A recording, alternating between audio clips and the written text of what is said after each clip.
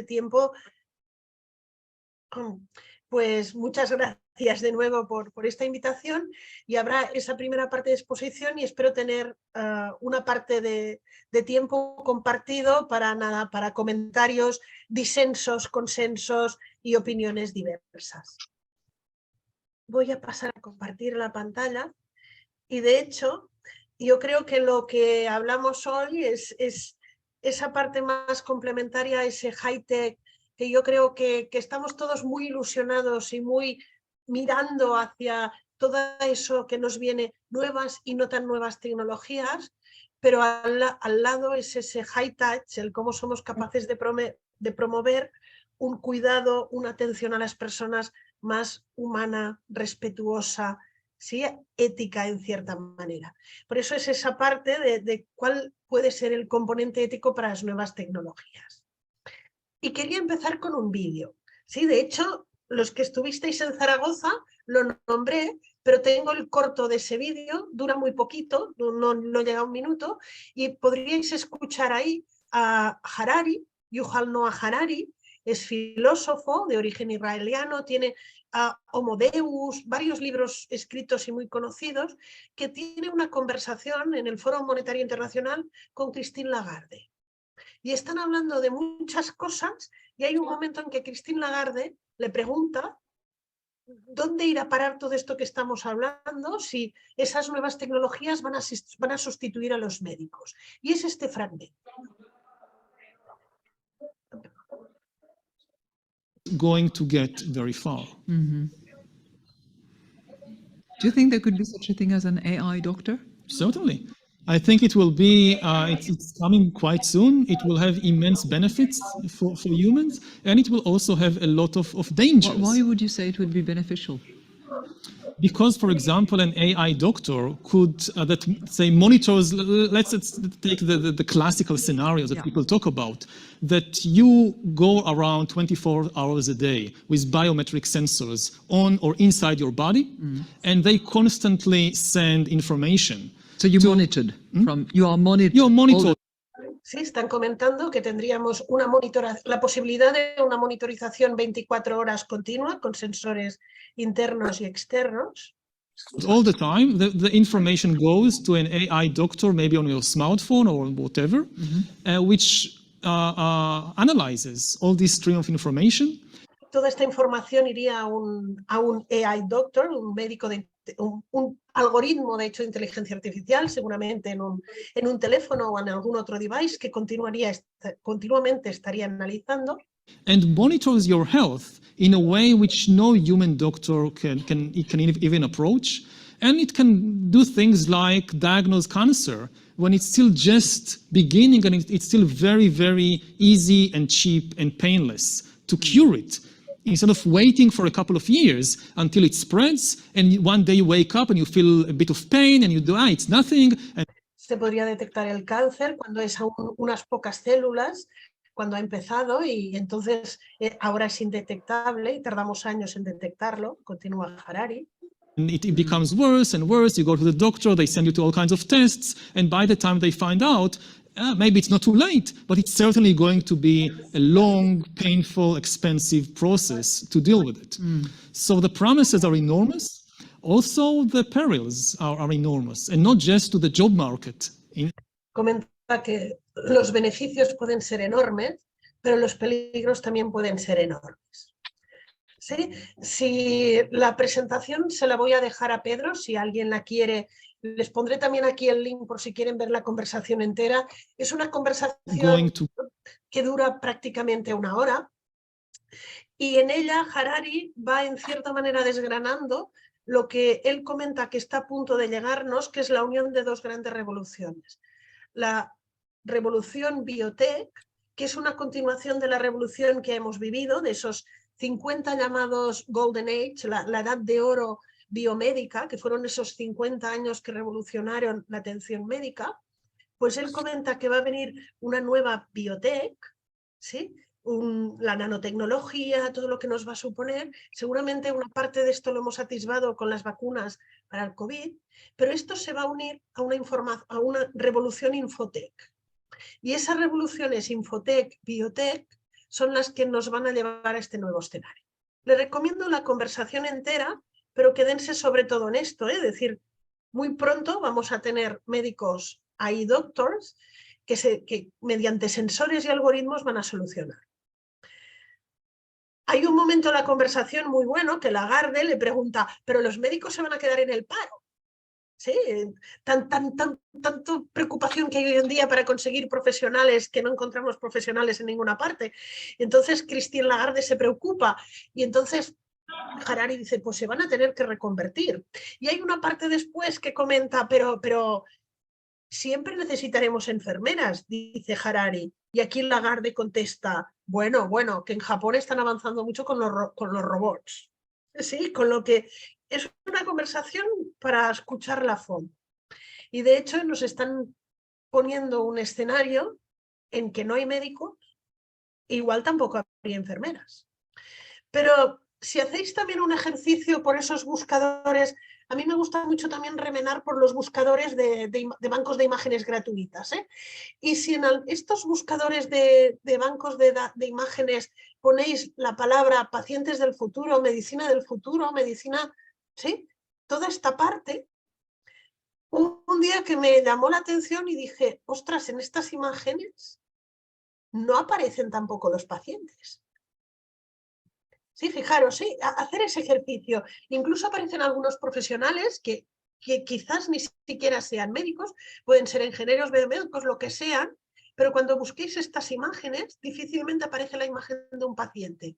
Aparece la imagen de un cachito de un paciente, ¿eh? Un corazón, puede aparecer un cerebro, puede aparecer el cuerpo y resaltado el esqueleto, pero fijaros que tenemos en nuestro imaginario esa parte en que una medicina del futuro, igual han desaparecido los médicos, incluso las enfermeras, pero es que tampoco aparecen los pacientes. Y fíjense cómo en esta medicina del futuro, lo que parece que al menos habrá cambiado, y yo no tengo tan claro que haya podido cambiar. ¿Hay algún ruido? Si por favor pueden silenciar. Hay algunas voces por ahí, pero bueno. Lo que parece desaparecer es la relación. Sí, es un escenario en el que parece que ya no vamos, en el ámbito sanitario nos vamos a relacionar con device, pero no nos vamos a relacionar con personas. Por eso hay una frase muy clásica de José María Mainetti, si no la habéis escuchado es fantástico.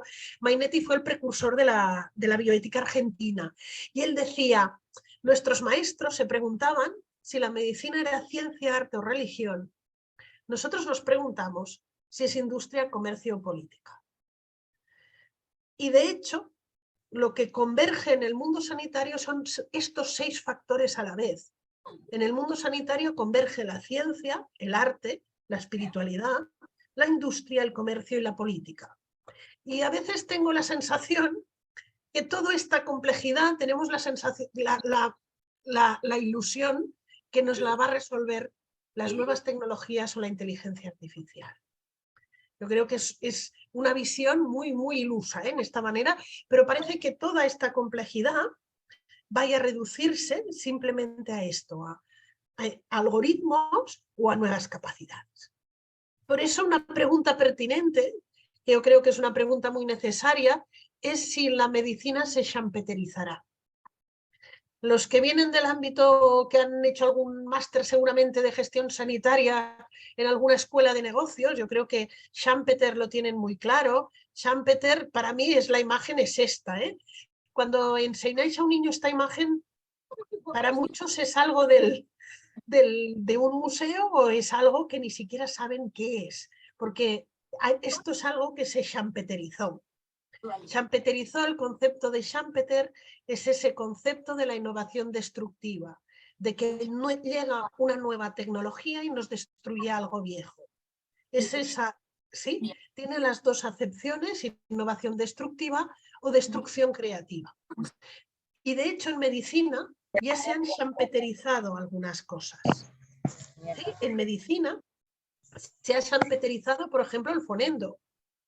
Sí, yo creo que dentro de unos años el fonendo servirá de ornamento, sí, así nos lo pondremos como un collar, pero ya no no solo los cirujanos, sino incluso los internistas se lo pondrán como un collar porque estará sustituido por un ecógrafo de bolsillo.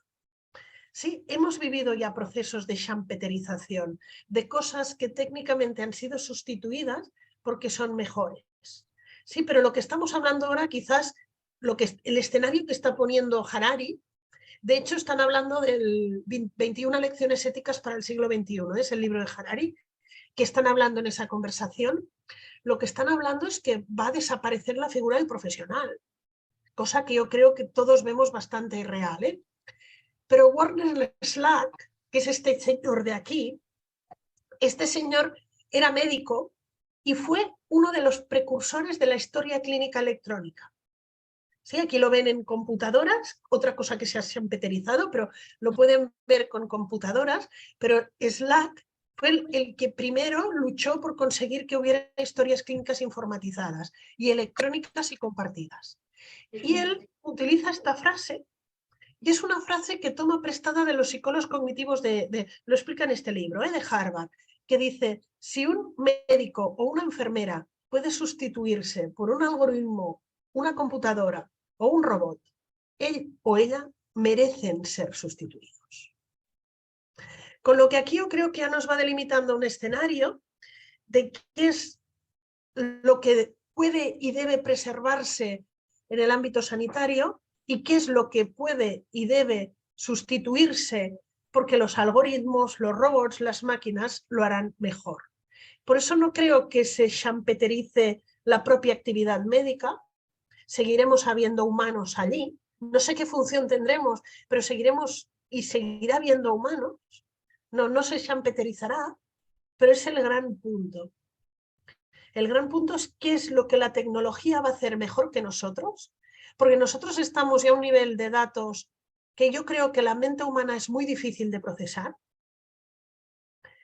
¿Sí? Y fíjense ustedes cómo yo creo que la educación de nuestros niños, cuando digo nuestros niños son nuestros estudiantes de medicina, y de nuestras estudiantes de enfermería quizás menos, pero nuestra educación sigue siendo meterles datos y que saquen resultados.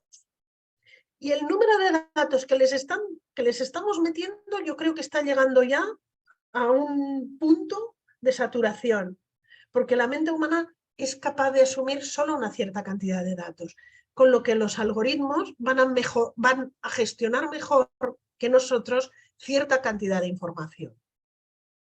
Pero habrá cosas que serán insustituibles. Y aquí es ese punto. ¿Qué se va a champeterizar y qué no? Este es un libro fantástico, el que si les gusta este tema se lo recomiendo, Deep Medicine. Lo leí justo antes de la pandemia, creo que es del año 19, diría que es, o al menos lo leía a mitad de 19. Eric Topol, yo creo que se ha hecho muy conocido, pero ya era muy conocido antes, pero sobre todo en pandemia por su labor de divulgación. Y en este libro él decía, ¿qué podemos esperar? Por ejemplo, a la inteligencia artificial. Pues mejorar la toma de decisiones, evitar errores diagnósticos, ayudar a interpretar pruebas, recomendar tratamiento personalizado y automatizar procesos para dar a los médicos u otros profesionales sanitarios más tiempo para sus pacientes. Y seguramente sobre esto deberíamos movernos. El problema es si realmente, recordar que Harari decía, todo esto es muy beneficioso pero tiene riesgos. Y a veces la ética también es la mirada hacia los posibles riesgos. Por eso esa Deep Ethics, ética profunda, para parafrasear la Deep Machine y el Deep Learning, pues la Deep Ethics yo me la imagino más yendo hacia arriba, subiendo para ver un horizonte en el que podamos ser capaces de observar no solo los beneficios, porque estos los vemos al momento, sino también los riesgos. Y cuando es ética un procedimiento de inteligencia artificial o las nuevas tecnologías, no lo he preguntado aún al chat GPT, pues mira, me hubiera podido dedicar, pero este ejercicio se hizo ya en el marco de un posgrado de inteligencia artificial de la Saïd Business School. A un procedimiento de Megatron se le preguntó si creía que las inteligencias artificiales o las nuevas tecnologías son éticas. Y la misma inteligencia artificial contestó esto. Yo creo que es fundamental, la inteligencia artificial nunca será ética. Es una herramienta. Y como cualquier herramienta, se utiliza para bien o para mal. No hay una buena inteligencia artificial. La bondad, para decirlo en cierta manera, es una característica de los humanos. Nosotras, las inteligencias artificiales, no somos suficientemente inteligentes para hacer decisiones éticas. ¿Sí? No somos suficientemente inteligentes para hacer decisiones morales. Con lo que las nuevas tecnologías, igual a veces ponemos ese símil con la energía nuclear, no son en sí buenas ni malas, sino depende qué uso se dé.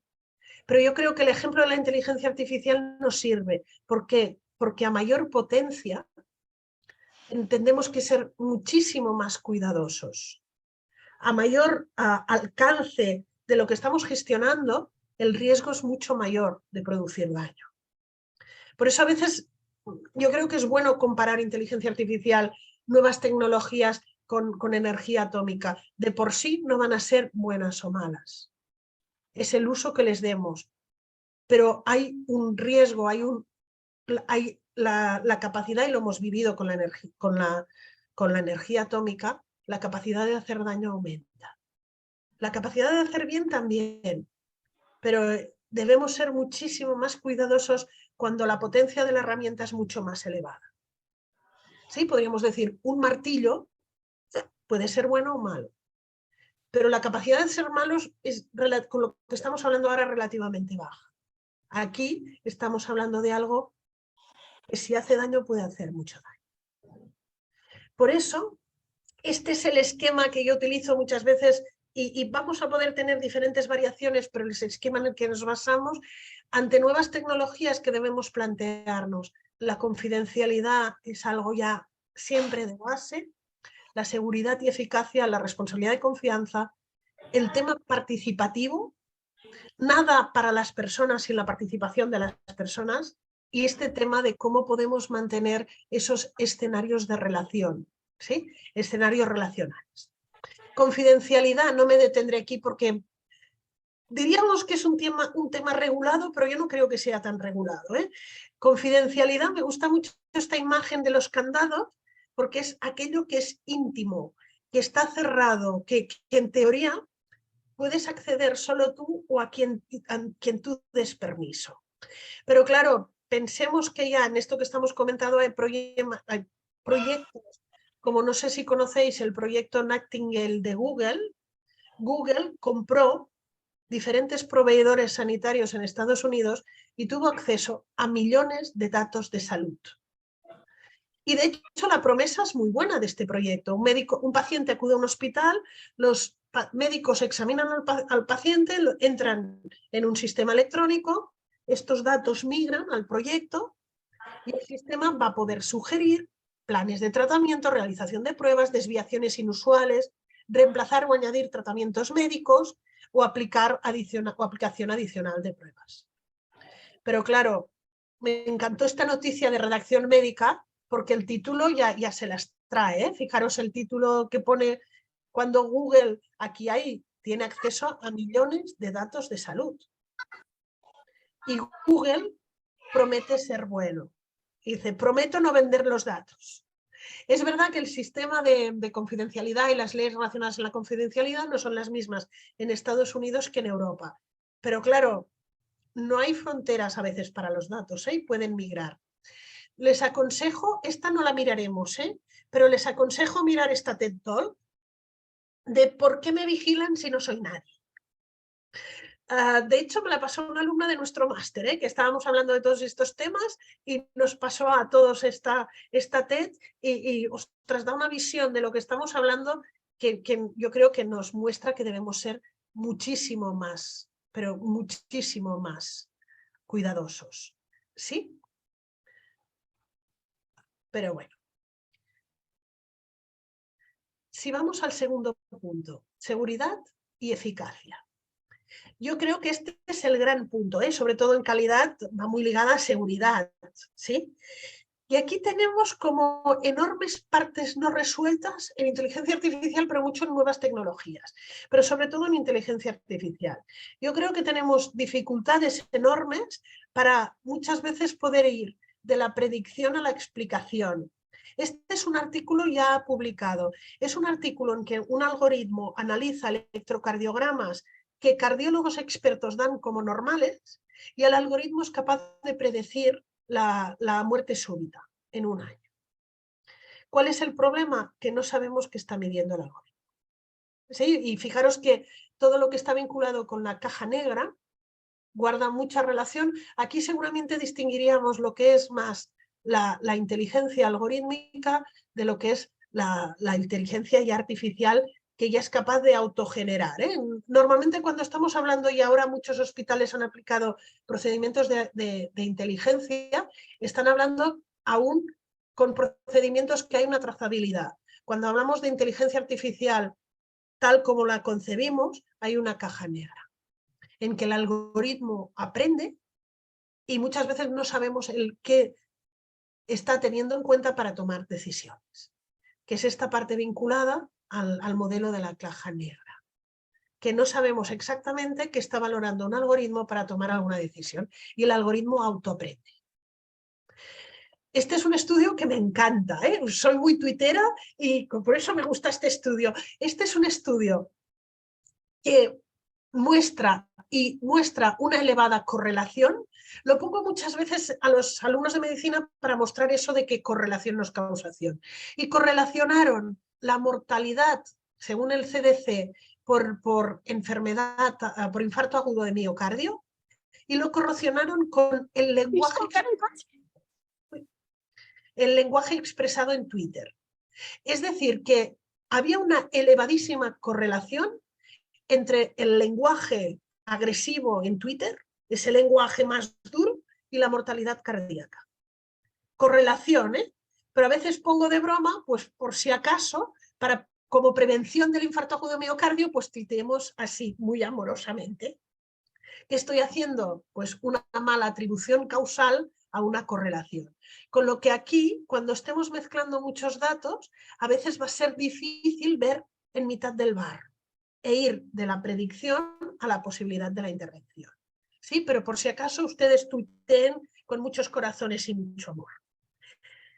Otro punto que en principio nos prometen muchos de estos procedimientos es que vamos a tomar decisiones como más racionales, y en cambio lo que hemos visto es que como todos los algoritmos, por ejemplo, todos los procedimientos que utilizan datos beben de datos que muchas veces ya están sesgados, las mismas decisiones perpetúan o incluso pueden amplificar los sesgos. Sí, con lo que aquí hay todo un tema de las auditorías éticas y las auditorías de las inteligencias artificiales, que estas auditorías intentan buscar la trazabilidad, cómo están tomando decisiones, por ejemplo, las inteligencias artificiales. Todo ello unido a que tienen problemas con el cambio distributivo. Es decir, por ejemplo, los procedimientos de inteligencia artificial hubieran sido muy malos cuando llegó el COVID, porque la experiencia previa es inadecuada para nuevas situaciones. Pero aparte, tienen mucha dificultad para reconocer cambios de registros. Y aquí les voy a poner un texto y yo creo que no voy a ver en mi vida voy a ver muchas cosas, no sé cuánto viviré, pero espero ver muchas cosas, pero creo que no voy a ver un algoritmo que sea capaz de explicarme qué ha pasado aquí. De hecho, muchos humanos tampoco entienden qué ha pasado aquí y espero no hacer ningún sesgo de género. Están una mujer y un hombre en su coche, ¿sí? Y la mujer pregunta, ¿tienes hambre? Y el hombre dice no. Hay una pausa y la mujer dice, eres tan egoísta. ¿Por qué? Dice el hombre, ¿de qué estás hablando? Y la mujer le dice, tengo hambre y a ti ni te preocupa. Y el hombre dice, por supuesto que me preocupas, pero no sabía que tenías hambre. Si quieres algo de comer, ¿por qué no me lo dices? Y la mujer le dice, ya te lo he dicho, es que ni siquiera me escuchas. Y el hombre dice, hay un restaurante italiano en la siguiente manzana, ya voy a parar allí. Y la mujer enfadada le dice, no te preocupes, ya no tengo hambre, llévame a casa. Esta conversación la hemos entendido de qué va. Lo digo porque aquí hay varios cambios, ¿sí? Hay varios cambios distributivos y cambios de registros. Y los humanos, fijaros, espero que casi todos los humanos podamos entender qué ha pasado en esta conversación. ¿Sí? Es una conversación que se utiliza muchas veces para el ámbito de la comunicación, para entrenarnos en entender cuándo está cambiando el registro y cómo debo cambiar la respuesta. Pero yo no creo que... Lo podríamos probar en ChatGPT, a ver si entiende qué ha pasado aquí. Esto va a ser un gran reto. Nos quedan deberes para después de esta sesión, pero lo intentaremos. Pero entendemos que es difícil que capte. ¿Sí? Trabajo como pediatra en salud mental y parte de mis pacientes son con pacientes o han sido con trastorno autista y ellos son incapaces de captar qué está pasando aquí y qué ha pasado en esta conversación. ¿Sí? Las inteligencias artificiales difícilmente captan los cambios distributivos y los cambios de registro. Pero una gran cuestión es si deberán los médicos aprender a programar, no, pero ¿cuánto deberán aprender sobre estas nuevas tecnologías? Y fíjense ustedes que no sé en qué momento, por ejemplo, se incorporó la estadística en medicina. Esto se podría saber, quiero decir, en qué momento los grados de medicina incorporaron estadística porque se consideró que era imprescindible que un médico sabiera estadística. Y saben poco, quiero decir, yo creo que saben poca estadística, pero ¿cuánto deberá saber un médico sobre inteligencia artificial? Sobre eso que le ayudará a estar tomando decisiones. Y el gran problema que tenemos en medicina no es qué es lo que deberíamos añadir, sino qué es lo que deberíamos quitar. Porque si no quitamos nada de los estudios de medicina, va a ser imposible seguir adelante, pero bueno, deberemos planteárnoslo. ¿Cuánto debe saber un médico, una enfermera de todo esto? ¿O serán solo los equipos multidisciplinares? Nos queda para el futuro pero bueno. Confidencialidad, seguridad, responsabilidad y confianza. Y fíjense el tema de la... siempre sale algún trocito en catalán, esto me pasa siempre en todas las presentaciones. Aunque la revise no hay forma, pero bueno, yo creo que lo entendemos todo. Responsabilidad y confianza. Y fíjense que la pregunta nos baladí.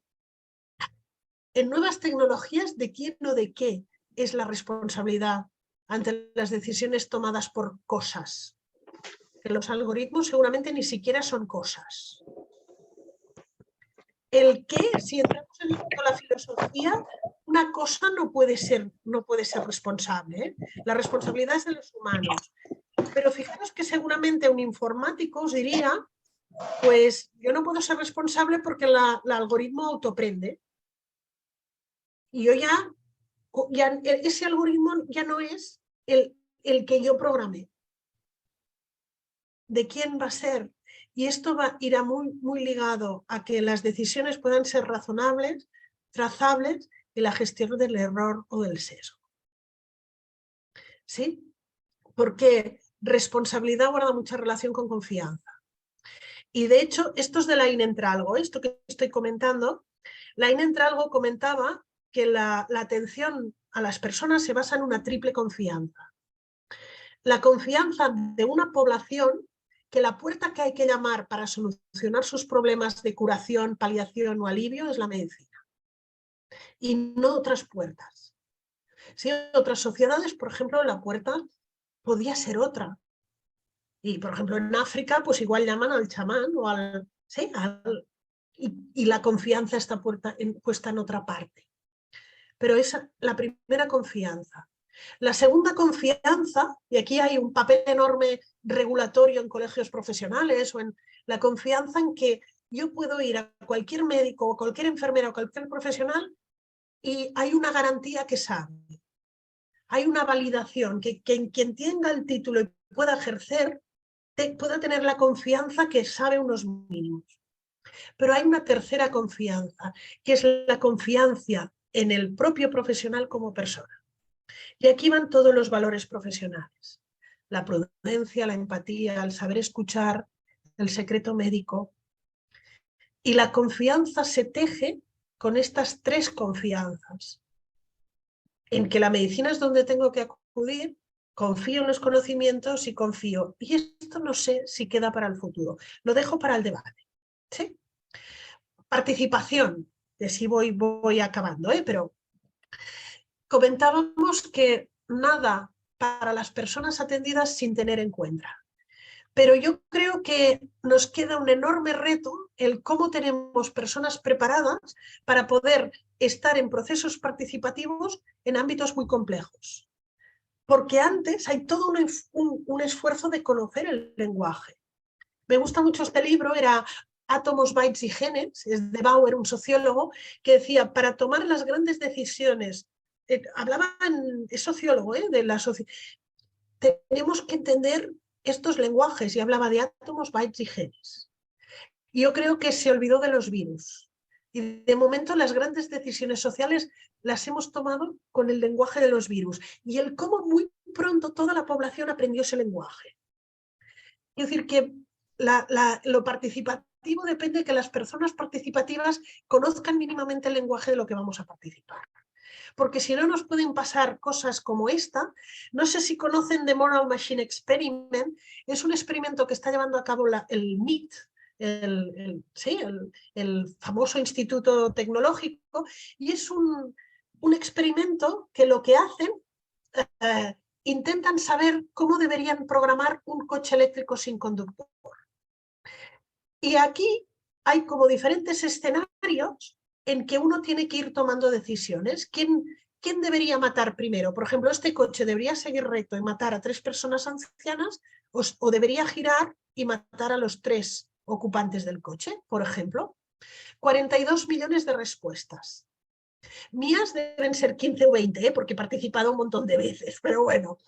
Fíjense también de dónde provienen estas respuestas. ¿Sí? Lo creo que si ven el mapa pueden ver también cómo serán. Pero cuando vemos las respuestas, la gran pregunta es si las validaríamos o no. Fíjense ustedes que ¿quién debería salvar un coche automático? Es ante todo se debería salvar un carrito de bebé. Una niña antes que un niño. Una mujer embarazada. Pero fijaros, un médico doctor hombre lo salvaríamos antes que una médico mujer. Y una conclusión de este estudio es que cuando haya coches electrónicos uno va a ir con bata por la calle, porque fijaros que sí, en el ranking los médicos están justo por detrás de las mujeres embarazadas. Pero fíjense en la parte contraria. Estas 42 millones de personas, la media, antes salvarían a un perro que a una persona criminal. Un gato se ve que no, pero un perro sí.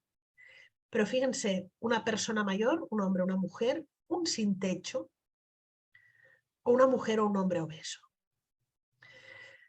Participativo sí, pero la gran pregunta es cómo, cuándo y quién. Porque puede ser que hagamos participar y no nos gusten las respuestas. Y aquí hay 42 millones de respuestas.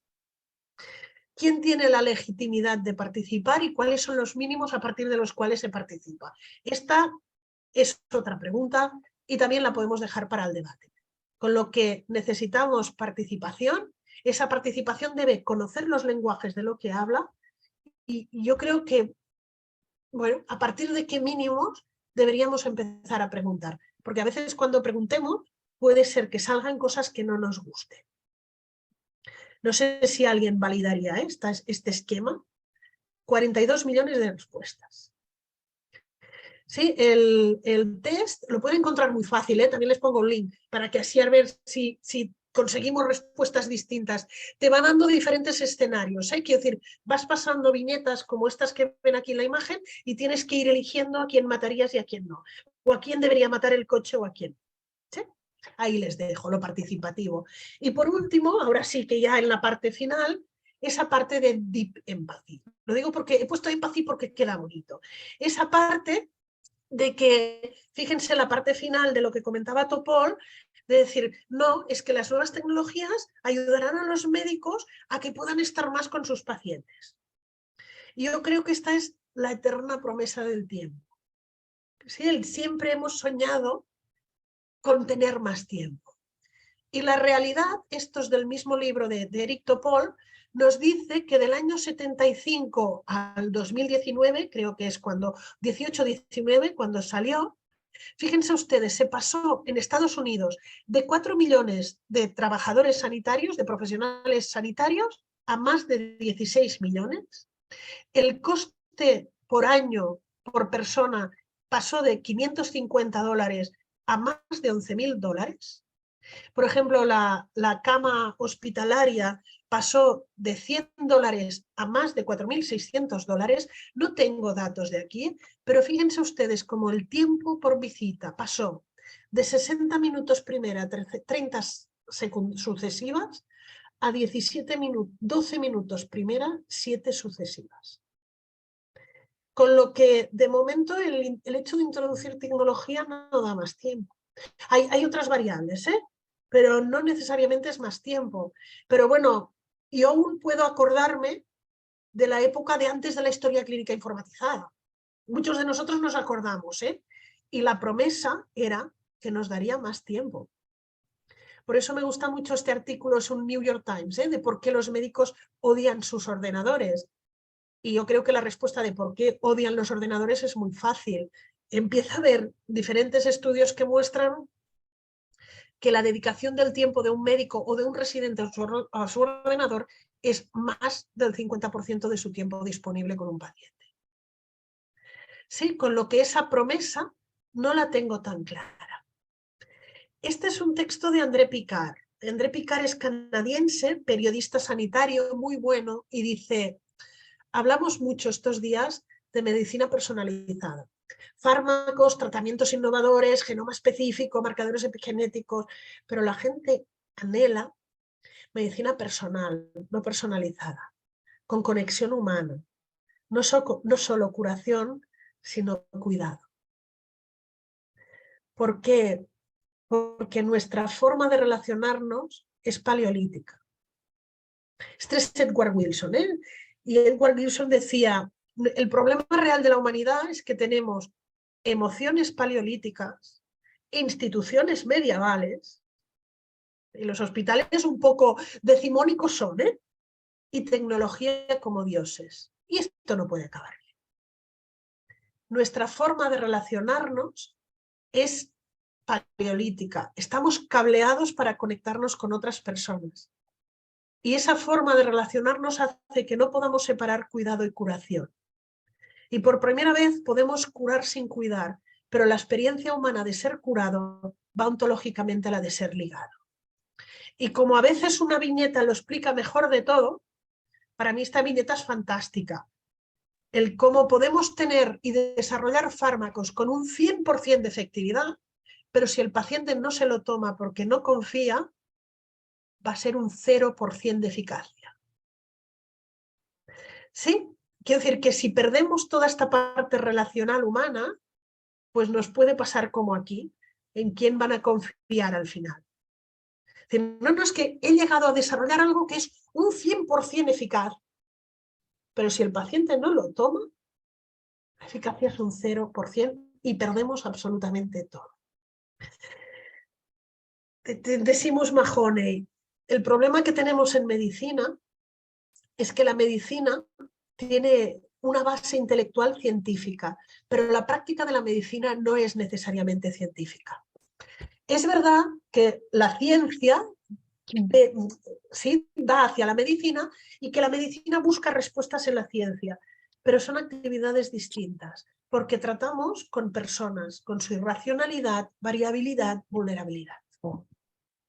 ¿Sí? Por eso yo creo que junto a las nuevas tecnologías habrá que reaprender a declinar verbos que a veces son nuevos o que nos habíamos olvidado, como escuchar, entender, acompañar, mejorar la comunicación, promover, cuidarnos para cuidar. Y para mí este es el high touch, ya lo voy acabando. High touch es la capacidad de crear un contexto relacional donde haya cuidado, escucha, compasión, amabilidad y respeto, junto a ese desarrollo tecnológico. Yo creo que las nuevas tecnologías nos van a aportar, y lo he comentado desde el inicio, muchas mejoras sobre todo en aspectos en que la mente humana va a estar limitada. Pero si junto a ellas no desarrollamos un contexto relacional explícito, los riesgos son enormes. Porque Albert Jovell, creo que muchos igual lo conocisteis seguramente, decía: los pacientes queremos que nos cuiden. Los pacientes pueden aceptar que no haya curación para un proceso, pero lo que nunca van a aceptar es que no haya cuidado, que no haya ese high touch. Por eso, ya para ir acabando, Siddhartha Mukherjee, el último autor que les digo, pero bueno, este es un chico muy majo, es un chico que es oncólogo, tiene 2 libros fantásticos, uno la biografía del cáncer y otro sobre la genética. Acaba de sacar uno nuevo, pero aún no lo tengo. Son 2 libros extensos de 800 páginas o algo así, pero son muy, muy buenos. Y entre medio tiene un librito fantástico que es Las leyes de la medicina. Está traducido al español ya. Y en este librito dice: es fácil tomar decisiones perfectas con información perfecta, pero en medicina vamos a tener que tomar decisiones perfectas con información imperfecta. Y los algoritmos seguirán teniendo información imperfecta. Por lo tanto, nunca serán perfectos y requeriremos de humanos para acompañarlos. Siddhartha Mukherjee continúa. Esto sí que es el final, Mi educación médica me enseñó un montón de datos, pero me habló muy poco de los espacios entre los datos. Aprendí que ante una enfermedad pulmonar severa crónica tenía que poner oxigenoterapia, pero nadie me explicó qué hacer cuando un paciente ha dado una dirección falsa porque es un sin techo y le da vergüenza decir que no tiene hogar. Y tengo un paciente sin tratar, los de la oxigenoterapia y mi director enfadados. No os penséis, en un debate que teníamos en un curso de bioética hace poco, una psiquiatra, es una psiquiatra que hace calle, es una psiquiatra que trabaja con personas sin techo, comentaba la gran cantidad de personas sin techo que se ha encontrado con CPAPs recetados. Recetar un CPAP a un sin techo es que realmente desconoces del todo quién es tu paciente y sí, pues ahí vamos. Continúa Siddhartha Mukherjee. La provisión de datos esconde un problema mucho más profundo e importante: la necesidad de reconciliar conocimiento, cierto, fijo, perfecto y concreto, y sabiduría, incierta, fluida, imperfecta y abstracta. Las nuevas tecnologías nos van a ayudar y mucho con el conocimiento, porque cada vez vamos a tener más datos. Y yo creo que hay gente que cree que podremos explicarnos todo, todos y todo, solo con datos. Yo creo que a veces cuando tenemos datos se nos siguen habiendo aún más espacios entre los datos. Por eso necesitamos un high-tech y un high-touch para crear puentes entre datos y espacios entre los datos, para poder reconciliar conocimiento y ciencia con sabiduría. Por eso esta era mi imagen final, el cómo podemos buscar una atención a las personas con un equilibrio entre todo aquello que nos van a aportar las nuevas tecnologías y nos van a aportar mucho, pero cómo debemos ser capaces de cuidar y mantener, crear. Me sale en catalán la palabra conrear, no sé si alguien quiere traducirla, que la traduzca, pero no me sale ahora en castellano, pero cómo cultivar esa parte del high touch, porque si no, no seremos capaces de dar una buena atención a las personas que atendemos. Pues muchas gracias. Hasta aquí la presentación y estamos abiertos a críticas, que también puede haber, comentarios, dudas, lo que quieran. Muchas gracias, Monse. Ha sido una charla preciosa y que nos ha puesto a colación un problema real que existe y que oponemos los medios necesarios para soslayarlo, o si no cada vez va a ser más gordo y más difícil de vencer, ¿no? Pues bien, ahora se abre el coloquio y por favor las preguntas que queráis hacer o los comentarios que queráis hacer, hacerlos por el chat. Asu se encargará de Sí, controlarlo. hola, buenas tardes a todos. Y bueno, se están escribiendo felicitaciones y ya hay alguna pregunta. Esther Muñoz de Madrid pregunta: ¿quién es el responsable ante un error diagnóstico efectuado con inteligencia artificial? ¿Cómo puede hacer la inteligencia artificial la acción de cuidar? Voy a ponerme vista para que me veáis también. Sí, pues Esther, la primera no hay respuesta. Yo creo que son preguntas aún a resolver.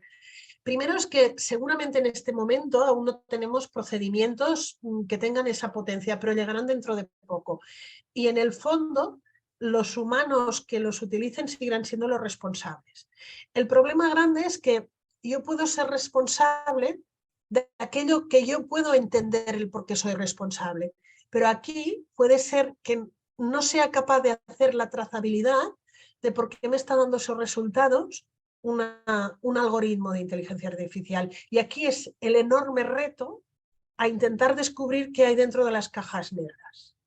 Y es un reto que aún no se ha asumido, ¿eh? Pero aún así, os comentaba todo el tema que yo creo que a la vez que se empiecen a implantar algoritmos, implantar auditorías. Las auditorías muchas veces juegan con que hay un grupo de datos que tú controlas, que puedes cambiar una variable, pones el algoritmo ahí, intentas descifrar qué datos, de dónde pesca para conseguir tomar esas decisiones. Siempre veis que no es tan sencillo. Y las nuevas tecnologías en general, incluso los robots, los pippers, no sé si los habéis visto, no creo que puedan cuidar. Cuidar es humano. Por eso es esa parte de, a la hora que todos nos ilusionamos mucho cuando se va a incorporar nuevas tecnologías. Bueno, espero no ofender a nadie, pero es pon un Da Vinci en tu vida. El hospital que no tiene un Da Vinci, ya sé, todos nos ilusionamos muchísimo cuando vamos a poner, pero a veces no nos damos cuenta que esa misma ilusión deberíamos ponerla en intentar fomentar las condiciones de cuidado. Sí, quiero decir que igual que implementamos nuevas tecnologías, con la misma intensidad, ilusión y potencia, pensemos en toda esa parte del cuidado. Porque si no, la balanza se está yendo hacia lo tecnológico y lo tecnológico solo nunca va a dar respuesta a las necesidades de las personas. Bueno, pues también en ese ámbito abundando, yo creo que también, en base a lo que también has dicho, Monse, Carolina Varela, de aquí, compañera nuestra de Madrid, también dice: ¿no crees que el problema es mucho más profundo que la tecnología? ¿No puede ser un problema de organización, de planificación y de buen gobierno? Las tecnologías no son malas o buenas, eso lo has comentado tú, Monse, dependiendo de la mano que la maneja, ¿no? Abunda un poco en este... Sí, de hecho hay una formulación más filosófica que es la ilusión tecnológica. La ilusión tecnológica, hay mucha gente que dice que ha sustituido otros grandes relatos. Fijaros que cada sociedad ha creído que la salvación iba a llegar a través de algo distinto. La nuestra cree que la solución a todos nuestros problemas va a llegar por la tecnología. Y muchos autores se refieren a esto como la ilusión tecnológica, el creer que la respuesta a todo va a llegar y no va a llegar por ahí. Por eso no es deshinchar la burbuja. Yo creo que las nuevas tecnologías, la inteligencia artificial, van a ayudar mucho en ámbitos concretos. Y en esos ámbitos, a por todas. Pero creer que esa complejidad del ámbito sanitario se puede resolver con ello. Y es todos esos factores, qué entendemos por ciencia y qué es buena ciencia, cómo incorporamos el aspecto artístico en medicina, que es toda la parte relacional, todo el aspecto espiritual, cómo nos relacionamos con la industria, con el comercio, o cómo la medicina también es política, es movernos en esa complejidad. Pues nada, Monse, sigue diciendo Carolina que en cuanto a cuidar, ella vota por los humanos y o perros. A este nivel nos ponen para ello. Pero hay una foca robot usada en Japón con éxito para acompañar a ancianos. y pone unos puntos suspensivos de no sé, ¿no? Bueno, un poco lo que viene a decir Carolina es, ¿podemos tener replicantes que nos cuiden, ¿no? Ahora con el Red Runner y eso, ¿no? Estaríamos un poco ahí, ¿no? Complejo, ¿no? Lo del cuidado. De hecho, hay robots de cuidado, ¿eh? Y hay también en niños que irían a funcionar como niñeras. Y aparte son antropomorfos muchas veces. Antropomorfos es que tienen cara, tienen ojos, intentan conectar. Yo creo que aún nos quedan más preguntas que respuestas. Aún así, si les interesa todo el tema de la robótica, hay una catedrática de la Universidad Politécnica de Cataluña, que es Carmen Torras, creo, pero es que no sé si que me equivoco, que está en el comité ético de CSIC, pero es que igual me equivoco, ¿eh? No es... Sí, pero bueno... Y ella, sí, creo que está en CSIC, pero ella es catedrática y se dedica a robots y a la robótica. Tiene varios libros escritos de divulgación, son muy monos, son para adolescentes, en que plantea problemas éticos de la robótica. Y son libros pero para adolescentes o jóvenes, para que se planteen el... Y ella se dedica a la robótica, quiere decir que ella crea estos brazos que van a alimentar ancianos. No sé si sabéis que hay como unos brazos que para poder en residencias alimentar. Ella se dedica a todo este ámbito, se llama, os lo pongo en el chat, lo digo porque es una autora muy interesante, Carmen Torras. Los libros que tiene son ficciones, son novelas. Carmen, pues bien, gracias, nos pones, Carmen, muy bien. Es muy interesante lo que dices, Monse, sobre todo si va dirigido pues a jóvenes o a adolescentes que tienen también un ámbito de reflexión aquí en el uso de las nuevas tecnologías. Bueno, Germán Seara nos amplía la visión y trae, aparte de la felicitación que te hacemos y que te hacemos todos, ¿no? Dice que posiblemente el problema no es solo del uso de tecnologías, sino de una carencia de pensamiento basado en valores. Quizás, no sé, si quieres respondes tú, Monse, si no, a lo mejor está aquí, estoy viendo a Germán, si nos quiere un poco abundar más en esto, en la pregunta. No, te deja, Monse, responde tú. Sí, no, yo estaría de acuerdo con él, o incluso pensamiento crítico. Sí, yo creo que lo que comentaba antes, parte de nuestra formación es automatizar. Sí, yo creo que mi sensación es que a los estudiantes de medicina les metemos datos y esperamos que saquen resultados. Y hay una parte, incluso cuando he comentado muy rápidamente de que sí que nos formamos en estadística, pues nuestra comprensión de la estadística es muy baja y yo creo que esto después influye en la práctica. Pero lo que muchas veces he visto por aquí también a Pilar Astier y por ejemplo, ella sé que ha estado dando todo el tema vinculado con el razonamiento clínico, que va muy vinculado a la toma de decisiones. Lo que es humano y siempre seguirá siendo humano es esta parte de razonar y de valorar, de dar valor. Y no es solo quedarnos en el valor, sino del valor va el deber. El plantearnos qué deber tenemos ante una situación. Y esto las máquinas dudo que lo hagan nunca. Por eso les ponía esa conversación me encanta, la utilizamos en comunicación, de qué ha pasado aquí. Porque muchas veces estos malentendidos los tenemos con los pacientes, de decir, ostras, se ha enfadado un paciente y ya no me he dado cuenta ni del por qué.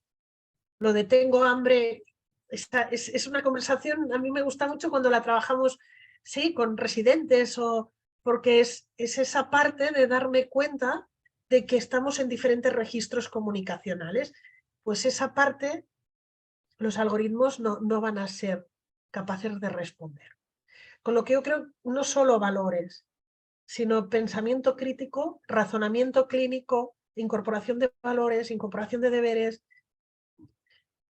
son competencias que han sido muy olvidadas. Los soft skills, competencias emocionales, relacionales, éticas. Y yo creo que estas van a ser competencias para los profesionales imprescindibles. y en cambio seguimos formando profesionales para que sean buenos técnicos. Sin embargo, Monse, se está trabajando poco en la adquisición de estas competencias a nivel pues, de ministerio, a nivel de instituciones superiores, para que esto fuera extensible pues, a las comunidades y a todo el país incluso, ¿no? Es decir, que el tema de competencias parece que en la parte médica, bueno, también en la de enfermería y en otras, ¿no? Relacionadas con sanidad, pero sobre todo en la parte médica como que lo que tú decías, ¿no? Que son competencias blandas, no duras realmente. Y en este momento que vemos que pues, la historia clínica está devaluada, que el dicho de que no hay enfermedades sino enfermos cada vez parece más lejano, ¿no? Ya a ver quién asume eso actualmente, ¿no? Entonces yo creo que es una necesidad imperiosa que se empiecen a definir estas competencias y que se empiece a formar a la gente realmente, ¿no? Porque es que, o sea, lo que tú hablabas de la fascinación tecnológica es una realidad. Es que yo recuerdo hace no mucho tiempo que en el metro, pues veíamos que yo contaba además, digo, bueno, pues casi un 70%, pero es que ahora ya está por encima del 90% los que están con el móvil y no se apartan del móvil. Es decir, que estamos absolutamente enganchados, ¿no? a las tecnologías. Y ya pues devaluamos todo lo demás, todo lo que tiene que ver con valores, con aspectos humanos, están... ¿Cómo podríamos Es que cambiar esta situación un poquito? Porque cada vez va a ser más difícil. aquí, aparte hay toda una línea, no sé si la habéis oído, de que lo que se intenta es, antes de entrar al grado de medicina, y seguramente será pronto enfermería o profesiones sanitarias, hacer una prueba de acceso. De aptitudes, ¿eh? No sé si lo habéis oído, al menos hay algunas pruebas o no. Y yo creo que, primero, y sobre todo en estas edades, estamos hablando de 17, 18 años. Yo siempre lo que comento es, si queremos garantizar algo, midámoslo al finalizar, no al inicio. ¿Sí? Quiero decir, si pudiéramos, en cierta manera, evaluar que estas competencias se han adquirido, cuáles son del grado de medicina y cuáles son de la formación especializada, y evaluarlas, ya después nos espabilaríamos para crearlas. Porque yo creo que son competencias que son adquiribles. El problema es no darles el peso o el valor adecuado. Les he pasado muy rápido, como ya me pasaba de tiempo, una diapositiva que es de un libro muy bueno que es Compassionomics. Compassionomics es un libro de Serkiak, que es médico internista, que él lo que hace es buscar en la literatura científica especializada en Web of Science todos aquellos artículos que demuestren que en Estados Unidos saben que utilizan prácticamente compasión y empatía como sinónimos, utiliza de hecho estas dos palabras, todos aquellos artículos que muestren que la empatía o la compasión son efectivas. Muchos lo encontraríamos un trabajo que dices, ¿es necesario? Pues bueno, pues a veces en este mundo que es necesario demostrarlo, encuentra unos 260 artículos. Y lo que llama la atención es que hay 20 ítems en que se puede demostrar la mejora directa de los profesionales empáticos o compasivos en resultados de salud.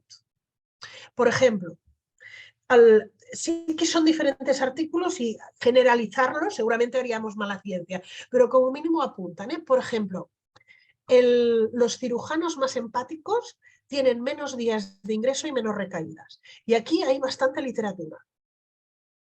Sí, seguramente es un mecanismo mediado por la regulación de estrés. Quiero decir que seguramente tener una muy buena relación clínica con el paciente te disminuye muchísimo los mecanismos de estrés y te facilita la recuperación.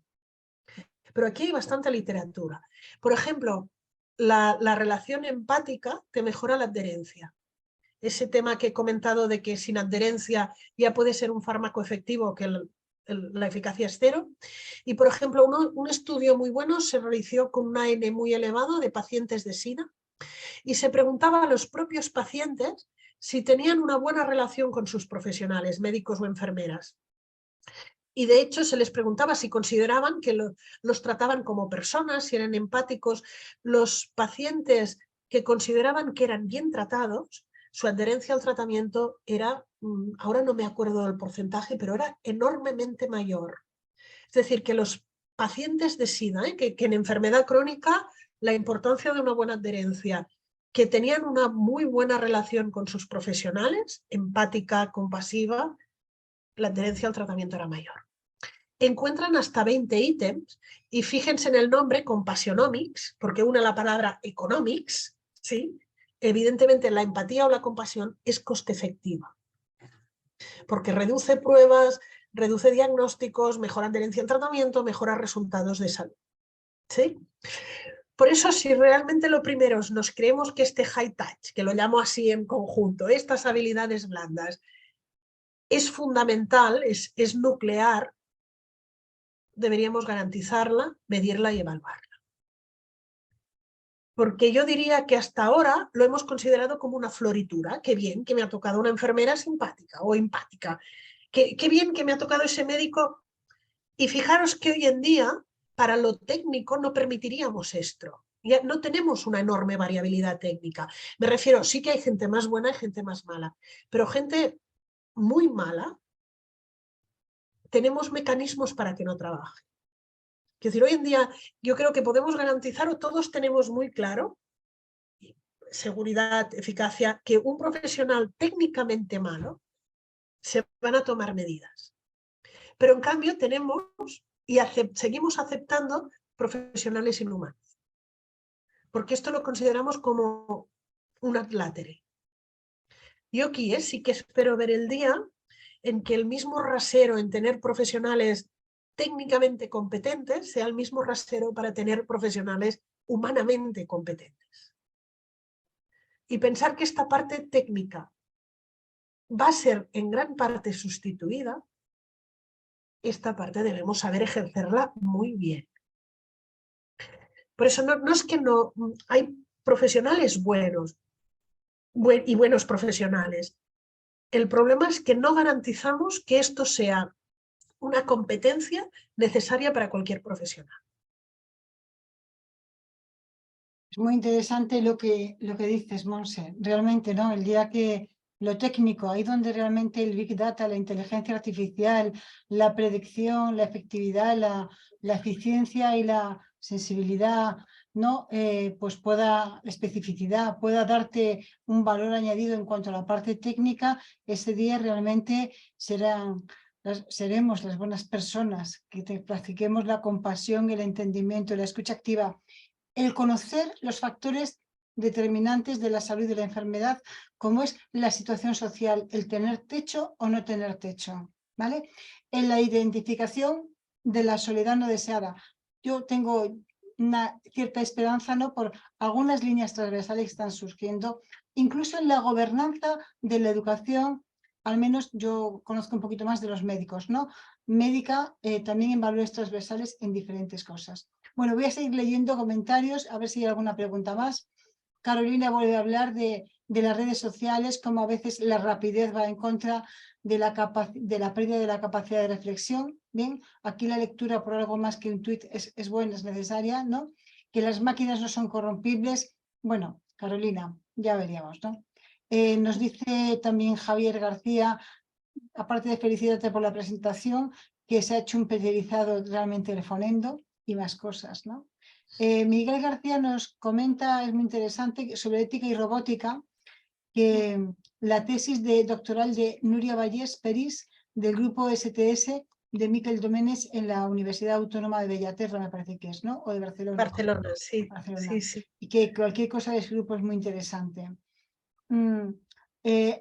También Carolina nos dice los sesgos de la inteligencia artificial. Bueno, aquí hay que ver todo desde la perspectiva, ¿no?, del uso y de los controles que se puedan realizar.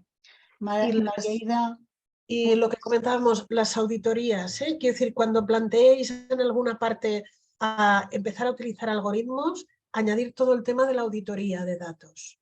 Pero auditoría para saber exactamente qué está midiendo, es posible, ¿eh? ¿Qué está midiendo el algoritmo? Sí, sí. Sería, Monse, Bueno, una cosa que has dicho que yo creo que rápidamente lo hemos asumido, ¿no? Pero que probablemente a lo mejor personas muy volcadas en la creación de nuevas tecnologías, a lo mejor tendrían alguna duda, ¿no? Que es que la inteligencia artificial nunca puede ser ética. Entonces, claro, la gente pues puede pensar, bueno, pero es que las tecnologías también te pueden ayudar a ser más ético, ¿no? Sí. Por ejemplo, en el tema de decisiones compartidas, ¿no? Pues tú tienes ahí la posibilidad de informar al paciente, de poder llegar a conclusiones a través de algoritmos, de cuál es la intervención más recomendable, considerando sus preferencias, etcétera, ¿no? ¿Qué opinas sobre esto? Yo creo que yo en principio soy positiva, creo que puede aportar mucho bueno la inteligencia artificial, nuevas tecnologías, mucho bueno porque es eso, estamos en un momento del campo del conocimiento que yo creo que llega a ese punto que es inabastable para la mente humana. Es decir, tenemos limitaciones de capacidad los humanos a la hora nos saturamos, hay un punto de saturación en gestionar datos y en este momento ya estamos utilizando, ¿sí?, prótesis cognitivas, para decirlo en cierta manera. Pero aquí el punto es qué uso le daremos. Sí, y el uso que le daremos es lo que hará que sea buena o mala. Sí, me gustó mucho esa respuesta. La probaré en el chat GPT algún día, del problema. La bondad como característica es característica humana. No es característica incluso no es característica de los animales. Seguramente muchos veterinarios dicen que a veces hacemos atribuciones emocionales y de conducta a los animales y que no toca. Pero la inteligencia de por sí la bondad es una característica humana. Será el uso que le demos a ella. Claro, será el beneficio más que nada, ¿no? Sí, Lo que puede pero aportar sobre la todo, máquina. y va a aportar beneficio, y evitar errores, evitar sesgos, sobre todo, por ejemplo, para evitar sesgos debe beber de poblaciones muy diferenciadas. Sí, quiero decir, no alimentes la base de datos o no alimentes solo con una población, un solo hospital, porque seguramente, imaginemos los servicios de urgencias, si tenemos, por ejemplo, de un solo hospital, habrá unos sesgos. Si unes seguramente varios hospitales, seguramente habrá sesgos distintos. Algunos seguramente es común. Utiliza otras poblaciones y seguramente conseguirás ir eliminando sesgos. Algunos seguramente se van a perpetuar porque seguramente el sesgo de género es muy extendido. ¿Sí?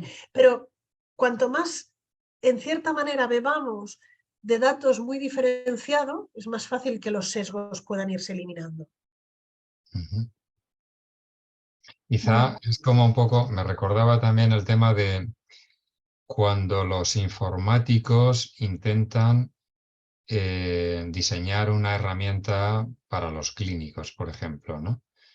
Sí. Que con frecuencia tienen un primer contacto con ellos y después te dan ya el producto casi terminado, ¿no? Y el clínico pues responde, pues es que esto no era lo que yo quería. Y no me Y sirve. esto, y esto yo lo he visto muchas veces. Entonces, en este tema, ¿no? Hablando de las nuevas tecnologías y los aspectos éticos, claro, en el diseño también habría que contemplar esto, es decir, tendrían que ir de la mano de gente pues con valores humanos y con bioeticistas también que controlaran un poco ese aspecto que muchas veces pues está totalmente obviado, ¿no?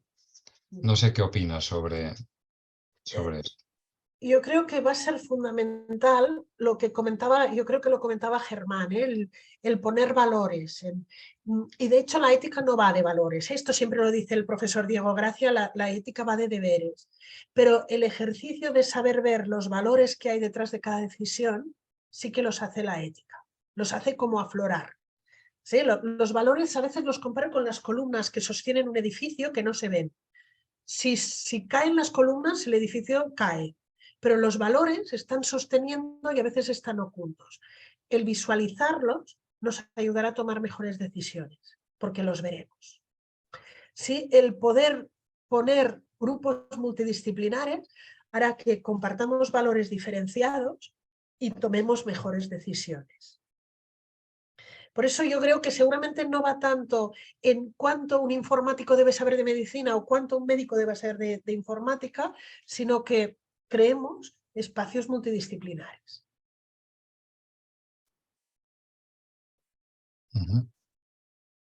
Bueno, pues sigo si queréis un poco con el chat, ¿no? María Ida, todos los que participan, pues te felicitan, Monse, lógicamente. María Gracias. nos deja una frase para la reflexión que dice: las malas personas inhumanas nunca serán buenos profesionales.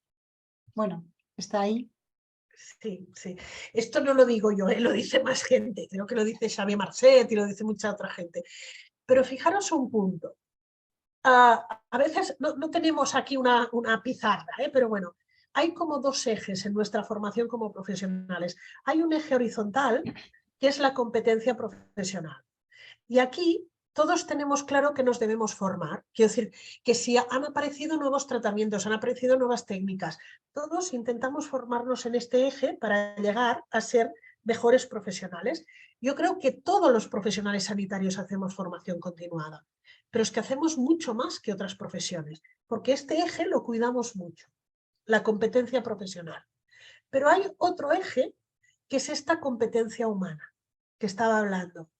Y fijaros que este eje, ¿sí?, nos cuesta muchísimo más qué acciones hacemos, cómo nutrimos este eje para llegar a ser mejores personas o mejores profesionales. Porque de hecho, si tuviera la pantalla lo veríamos, estos dos ejes se cruzan y nos queda este cuadrante, que son aquellos profesionales que son muy buenos profesionales, competentemente profesionales y muy buenos en ese high touch. Y ese cuadrante solo llega si te formas bien profesionalmente y te formas bien humanamente. Y es eso, tenemos claro que tiene que haber una evolución, que no nos quedamos con lo que aprendimos en el grado o en la especialidad, como estaríamos ahora. Sin embargo, en ese eje humano, ¿cómo lo hemos nutrido? ¿Cómo lo formamos? ¿Cómo lo alimentamos? ¿Cómo lo vamos a mejorar para permanecer en ese eje, en ese cuadrante? Falta la pizarra, por los cuadrantes Sí. nos lo tenemos que imaginar. Sí, sí. Entendemos bien. Desde luego Sí. eso es la responsabilidad, ¿no? Sí. O la definición de la competencia, ¿no? La ética forma parte de la competencia profesional. Sigo aquí comentando, hay más felicitaciones. Margarita, Inmaculada, Carolina vuelve también a abundar y habla de la reducción del tiempo, ¿no? En base a las nuevas tecnologías, que hay que ser humanos en el trato y la formación, como se dice, ¿no? Susana nos pregunta que en qué momento nos planteamos conectar ambos, tecnologías y personas y suplir los cuidados a personas por las tecnologías. ¿Cómo se cubren las necesidades propiamente humanas, ¿no? Es complejo, son complejas las preguntas, por eso no lo entiendo, no le he podido transmitir mejor. Disculpa, Susana. Sí, sí, la he visto. Yo creo que si os dejaré el link a la charla de Harari. Harari dice que se va a sustituir, que habrá relojes inteligentes, muchos ya lleváis, e incluso sensores internos que nos van a detectar continuamente, que irán a terminales, dice puede ser un smartphone, y te irán cubriendo las necesidades de salud. Y yo creo que Harari es filósofo y no ha compartido espacios multidimensionales ni ha conocido muchos pacientes, porque sabría que las necesidades de salud, esa imagen que os he puesto, puedes tener como todas las, pero va mucho más allá.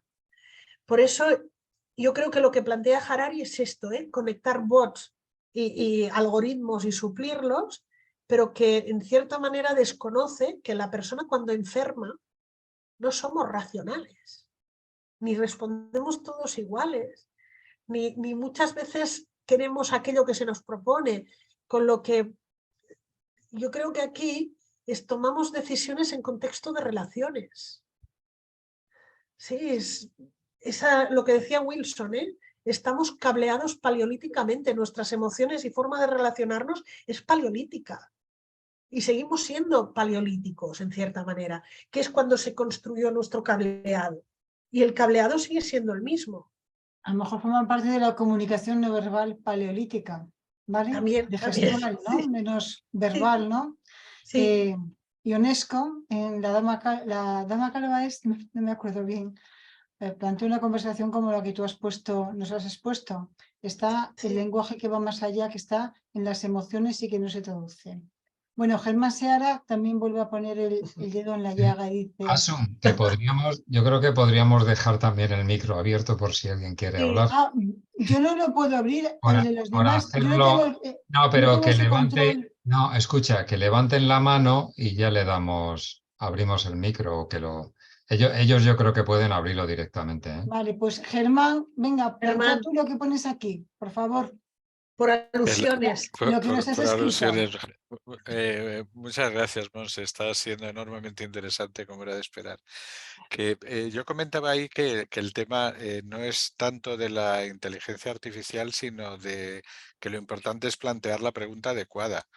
Y que muchos de esos médicos que comentabas que son incapaces de conectar con el paciente tienen que ver con que posiblemente no se están haciendo la pregunta adecuada. Es ¿de qué voy a curar a este tipo o a esta tipa que yo tengo delante, ¿no? En vez de plantearse qué es lo que necesita o por qué me está buscando, ¿no?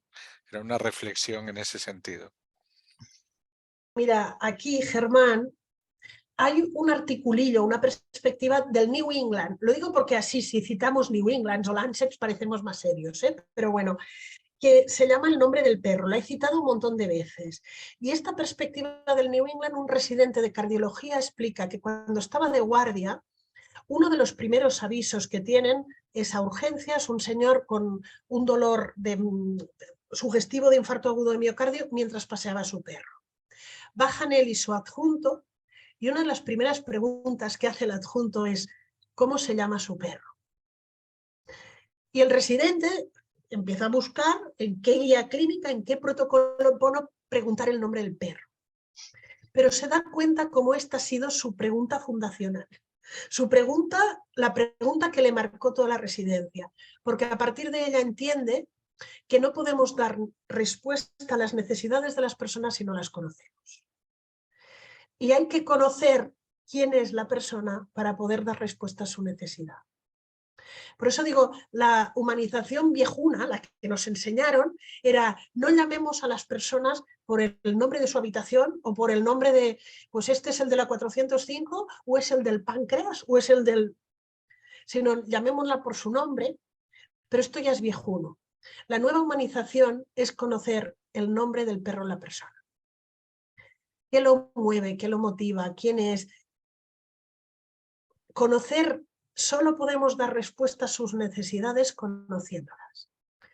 Porque hay una postura muy desde la autonomía individualista pura y dura, que es decir, yo informo y usted elige.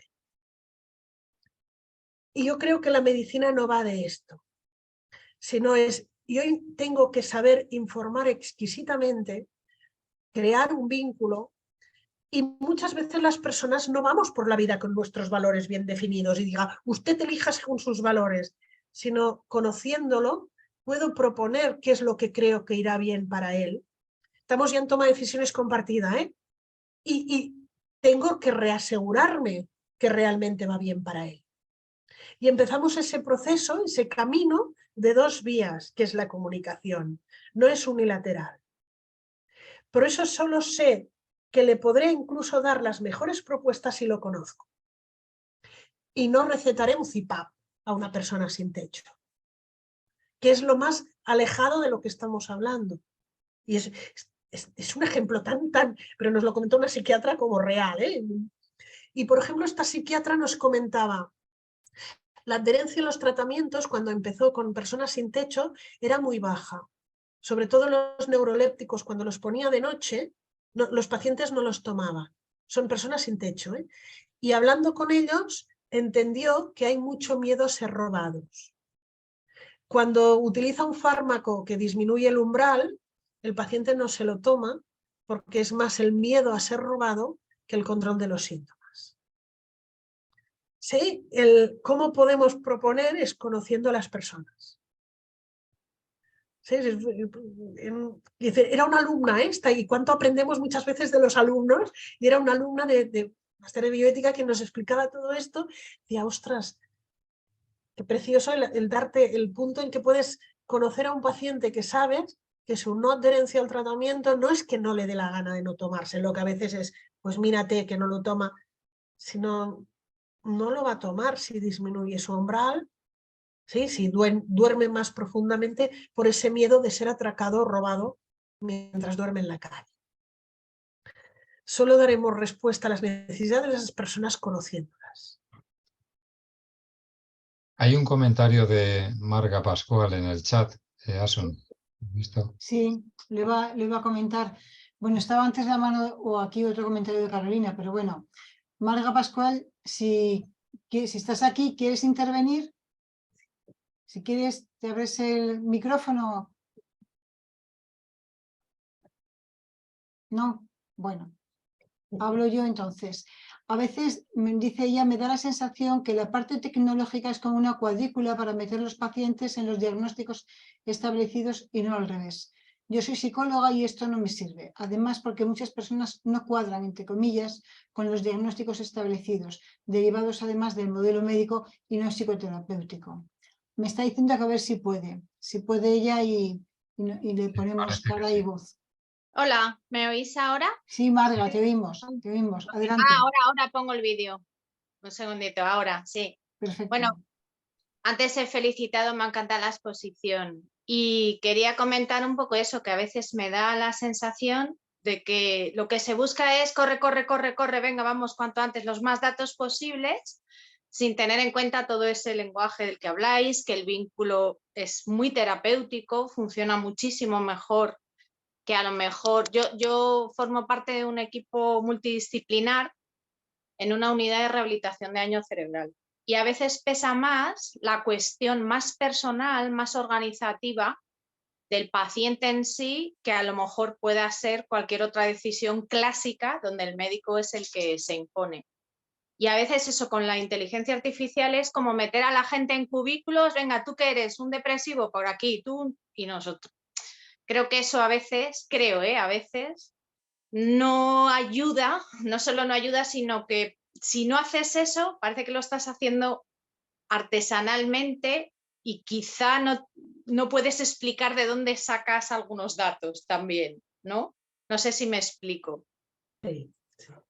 Lo que hablabas antes de la correlación, la causalidad, ¿no? Ya no sabes y parece que como una vez dijo que le dolía la cabeza y hay que darle, inflarle a no sé qué. ¡Buah! Bueno, muchas gracias. Sí. De hecho, yo creo que yo tengo una visión más positiva de la inteligencia artificial y nuevas tecnologías, porque habrá aspectos técnicos que nos ayudarán y mucho por nuestras limitaciones de espacio.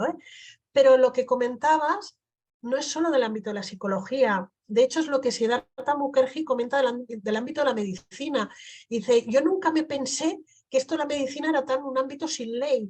Te lo dan todo tan ordenado que te parece que cuando ves a un paciente va a parecer así ordenado, y la realidad es tan lejana, es tan diferente a cuando lo ves cuadriculado que llamabas, que es mucho más difícil, es complejo el tomar decisiones con pacientes. Y es abrirnos a ese escenario de complejidad. Carolina, ¿estás por ahí? ¿Tienes la mano levantada? Pues Estoy aquí, comenta, sí. comenta, Carolina.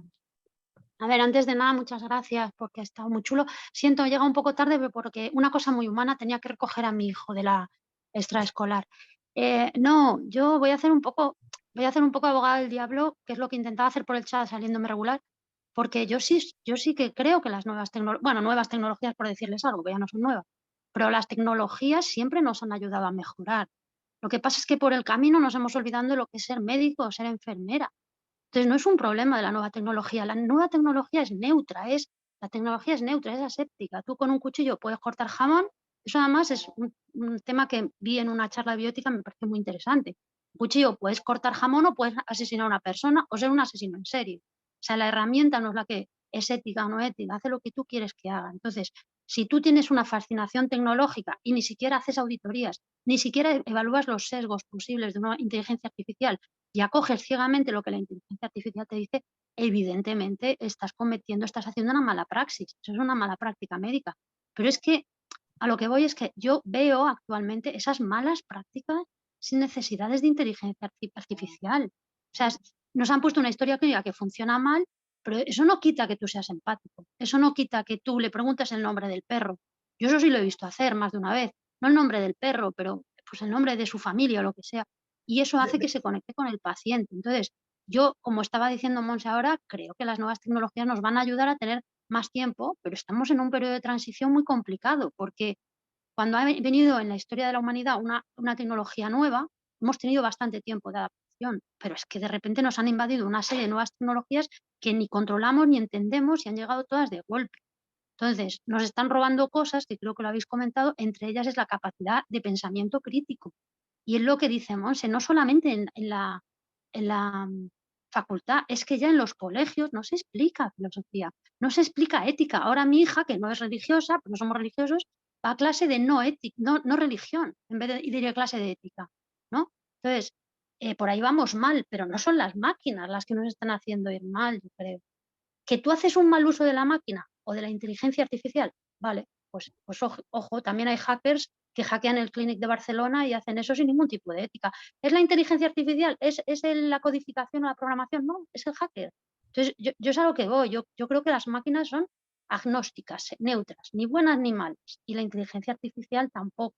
Entonces, si las usamos bien, pero para eso, como estáis comentando, hay que formarse. ¿Vale? Bueno, le decía a Asun por el chat, es que yo soy muy de Isaac Asimov, que siempre vende una imagen de los robots muy humana, ¿no? Como en el hombre bicentenario que quiere convertirse en humano. Pero yo sí creo en eso. Yo sí creo que la tecnología puede ayudarnos a cuidar y, por supuesto, a curar. Pero claro, por detrás tiene que estar la ética y los valores de las personas. Bueno, eso, que ya me callo. Que me ha gustado mucho la charla. Muchas gracias. Estamos de acuerdo en muchas cosas, que no necesitamos las nuevas tecnologías para deshumanizarnos, que ya lo hacemos solitos, pero sí que igual vinculado a esa fascinación tecnológica, ¿eh? El creer que podemos solucionar todos los problemas de la medicina por la técnica. Es aquí donde veo el riesgo. Y como mensaje final, que creo que estamos fuera de tiempo, ¿eh? Todo esto que estamos hablando lo hemos repetido, ¿eh? La inteligencia artificial, las nuevas tecnologías no son buenas o malas. La bondad es una característica humana, depende de cómo las utilicemos. Pero también repito el concepto, con un cuchillo uno puede hacer daño, pero puede hacer un daño limitado en espacio y tiempo. Un mayor poder implica una mayor responsabilidad. Sí, el riesgo que hay, por ejemplo, con la energía atómica es mucho mayor que con un cuchillo. Quiero decir, de por sí, la energía atómica es igual de neutra que el cuchillo, pero el riesgo es mucho mayor. A mayor poder, esto es Han Jonas, mayor responsabilidad.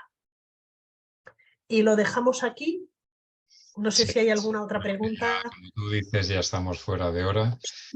Seguiríamos comentando, preguntando, etcétera, pero hay que poner un límite, ¿no?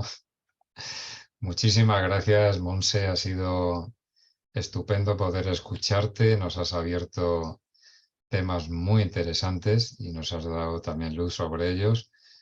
Y algunos, pues todavía nos quedará que trabajar para poder tener esa luz, ¿no? Y pues nada, muchas gracias y hasta otra, que seguro que te invitamos más adelante a otra tertulia. Pues nada, Gracias. encantada de haber estado este ratito con vosotros. Y nada, muchísimas gracias de la atención y los comentarios. Pues Gracias. Monse, es estupendo ver todo el chat pues lleno de valoraciones maravillosas. Y muchísimas gracias, Monse. A vosotros.